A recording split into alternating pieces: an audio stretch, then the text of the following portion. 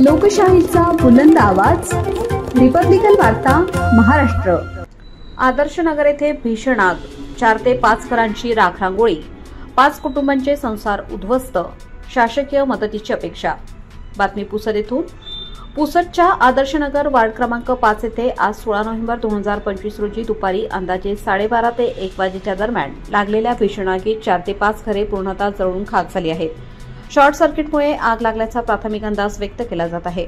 या आगीत भीमराव मंगू राठोड, गजानन भीमराव राठोड, जयराम मंगू राठोड, रामराव मंगू राठोड, गजानन शंकर ढाले, बजरंग मंदाडे यांच्यासह इतर कुटुंबांची घरे पूर्णतः भस्मसात झाली। घरांमधील धान्य, कपडे, कागदपत्रे, भांडी, फर्निचर यासह सर्वच साहित्य जळून राख झाले। आगीच्या भडक्यात घरातील गॅस सिलेंडरचा स्फोट झाल्याने आग अधिक भडकली आणि शेजारील घरेही आगीच्या कचाट्यात आली।